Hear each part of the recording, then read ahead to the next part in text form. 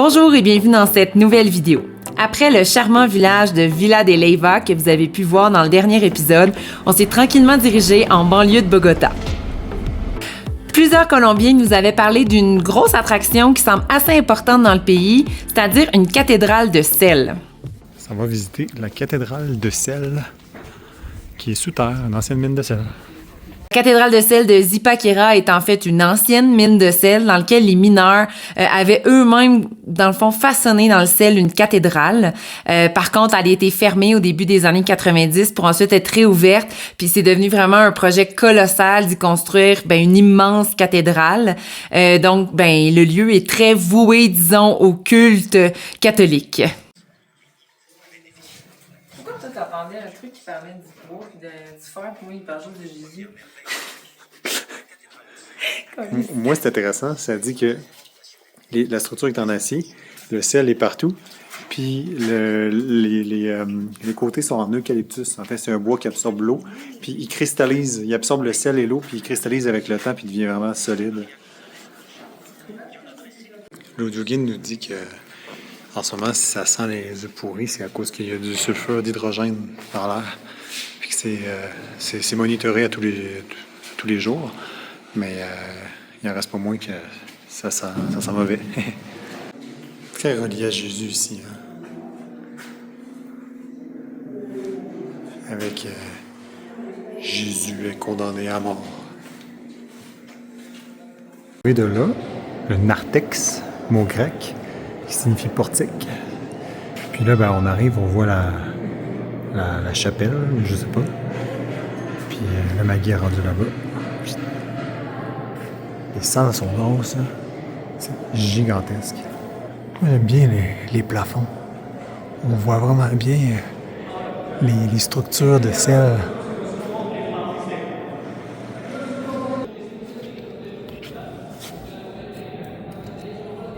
C'est vraiment tout du sel. On s'en était pas rendu compte tout de suite, mais c'est de l'eau. Mais elle est tellement stable que c'est miroir. Ça flash pareil. Dans les mines de rien, ça paraît pas, là. Ah, je vois une poussière sur le monsieur, là. La poussière qui dit que c'est de l'eau. Ah oui. Quoi, tu penses encore à Jésus? C'est important, Maggie, de penser à Jésus. On est dans l'endroit pour ça. Oh, ouais, le chien, il est ben trop épique. Le chien, il est pauvre dans son chariot, là. Le lieu est vraiment impressionnant. On peut se promener d'une salle à l'autre qui sont toutes des immenses voûtes. C'est vraiment colossal. Puis avec le jeu de lumière aussi qui a été mis en place, c'est vraiment magnifique. Après plus de 2 heures à se promener à travers les diverses expositions et les diverses salles disponibles dans la cathédrale, il fallait remonter à la surface et le seul moyen de le faire, c'est en prenant un wagon. À la surface, il faut prendre un petit train qui va loin. C'est drôle que l'autobus soit au diesel ici. Dans un endroit, dans un lieu confiné, là, c'est un peu spécial, mais bon, au moins, je pense qu'il disait que l'air circulait du bas vers le haut, puis qu'il y avait comme des bons échanges qui étaient faits, donc c'est correct. On a hésité longtemps avant de prendre notre décision. On savait pas trop si on voulait aller à Bogota. C'est quand même la capitale du pays, mais reste que nous, avec le campeur, souvent c'est quand même assez difficile de se trouver des endroits où dormir. On voulait pas nécessairement réserver un Airbnb. Et puis, je vous dirais qu'après Carthagène, moi, je m'ennuyais pas des grosses villes. Donc, on a décidé de continuer notre route et d'aller dans le parc national de Los Nevados. Le parc offre aussi une multitude de possibilités pour ce qui est du camping sauvage. Ce soir, camping à 4000 mètres. On est parti de la région de Bogota ce matin. On a traversé la vallée entre la cordillère orientale et la cordillère centrale où on est. On est au pied du volcan Nevado del Ruiz et on est dans un cul-de-sac, en fait. Là. Le cul-de-sac est derrière moi, là, mais ça mène à pas nulle part, en fait. Demain matin, on va partir d'ici. On va se rendre au pied du volcan Nevado del Ruiz et par le chemin qui mène à la vallée des Tombes. Ça va être à 4500-ish. Et après ça, on va redescendre puis on va essayer de trouver une route où il y a des bains thermaux. En fait, il y a des genres de ruisseaux chauds, d'eau chaude. Puis après ça, on va revenir ici, puis on va continuer notre route. Le but, c'est juste de crapahuter un peu en montagne, puis voir les paysages, avoir un peu de plaisir. Fait que voilà, j'étais soufflé parce qu'à 4000, à partir de 4000, on commence à être essoufflé à rien faire. Parce qu'on n'est pas habitué. Fait que ce soir, on va se faire un petit spaghetti. Puis on va prendre ça relax. Hugues en pleine confection de sauce à spaghetti. Dans les montagnes, à 4000 mètres. Il fallait qu'on prenne du thé de coca tantôt pour s'aider un peu. On avait de la misère à respirer quand on est arrivé. Bon, on n'avait plus de spaghetti. On avait oublié. Donc on mange notre sauce à spag avec des coudes qui sont pas très bons. Mais heureusement, c'est ouvert un fromage du terroir qu'on s'est acheté hier. Il est très bon, double crème. Ça goûte le fromage un peu salé, mais vraiment très bon. Bon, fait qu'on dort à 4000 mètres d'altitude ce soir. Il fait 8 degrés. Puis c'est ce soir que la chaufferette a décidé qu'elle marchait pas. Elle part, puis elle arrête toute seule. Fait que... Le chauffe-eau, il marche, par exemple. Ouais, au moins le chauffe-eau marche, mais on n'est pas plus avancé. Le chauffe-eau, il marche, mais c'est la chaufferette. La nuit va être longue, ça va être frais. Et oui, à plus de 4000 mètres d'altitude, c'est pas là qu'on veut manquer de chauffage. Il faisait à peu près 6 degrés dans le campeur, donc c'était pas très chaud. On a fait plusieurs tests pour repartir la chaufferette et malheureusement, ça n'a pas fonctionné. Donc, on a dormi, disons, avec plusieurs couches sur nous, une tuque, des gros bas, mais on a réussi à passer à travers la nuit. Heureusement, le lendemain matin, on s'est réveillé sous un soleil radieux qui a rapidement réchauffé le campeur et la vue qui s'offrait à nous était vraiment magnifique.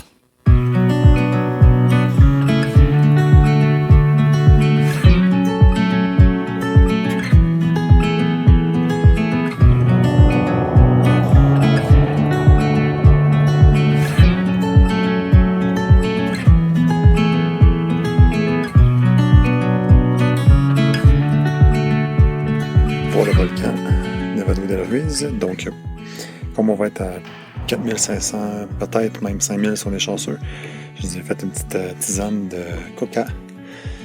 Donc, ça devrait nous tenir éveillés et surtout mieux tolérer l'altitude.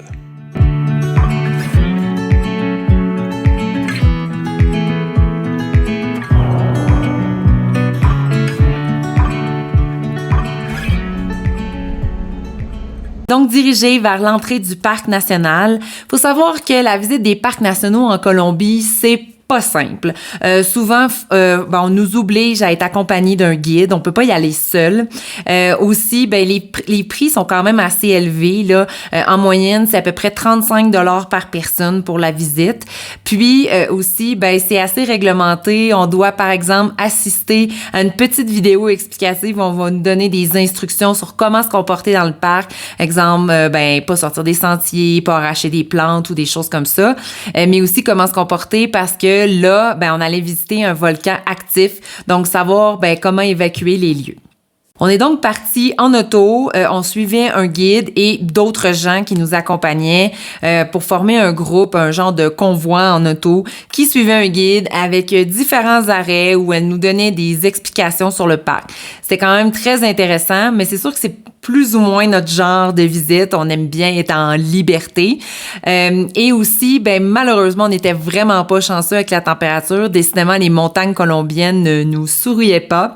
C'était très, très, très brumeux. On voyait pas grand-chose, malheureusement. Il grêle pas mal, hein? 4300 et des miettes. La vue est belle, mais il n'y a pas il y a trop de nuages, en fait. On voit rien. On est donc redescendu de la montagne, on est sorti de l'enceinte du parc et puis on est parti seul en autonomie pour essayer d'aller découvrir les environs et aussi voir si on serait pas capable de trouver des eaux thermales.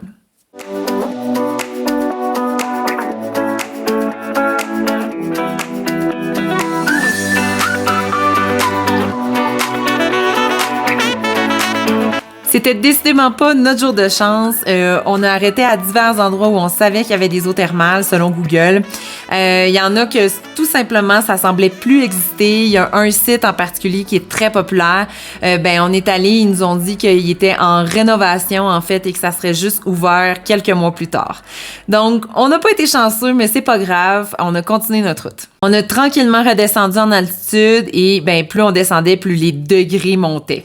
Et tranquillement aussi, la végétation commençait à changer et des plants assez distinctifs commençaient aussi à apparaître. Et oui, on entrait tranquillement dans ce qu'on appelle le triangle du café. On a appris que le café aime en fait les altitudes entre 1200 et 1700 mètres, ce qui fait que le café pousse dans des régions avec un climat hyper agréable. Il y a des collines verdoyantes à perte de vue, vraiment avec des paysages pittoresques. On voit les plants de café qui s'étalent au loin. Les propriétés aussi sont vraiment magnifiques. C'est vraiment une région qui nous a séduit dès le premier regard.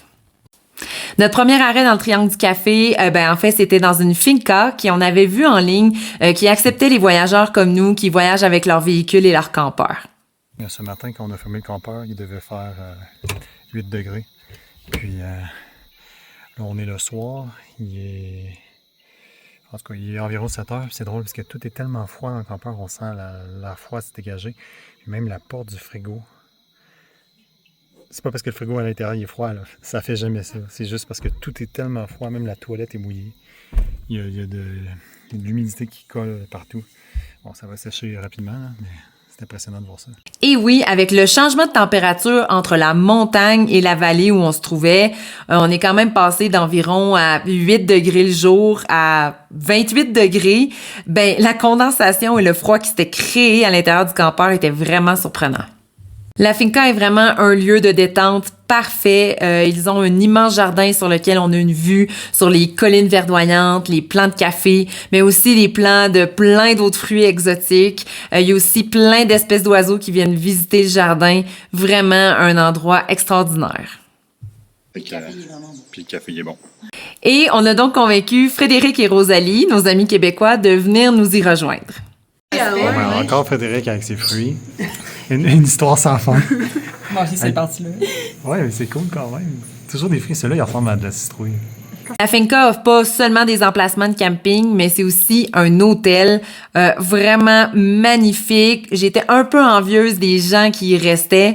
On a d'ailleurs rencontré des Espagnols qui venaient de Barcelone et on a passé un agréable après-midi avec eux dans la piscine.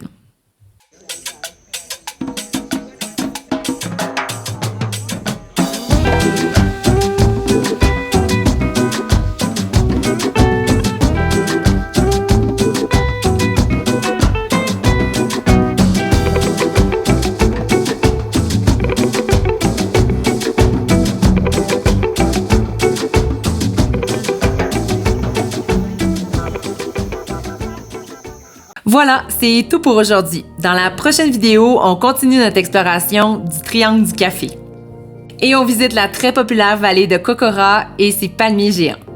Merci beaucoup pour votre écoute. Si vous avez aimé cette vidéo, n'oubliez pas de nous laisser un j'aime ou un commentaire.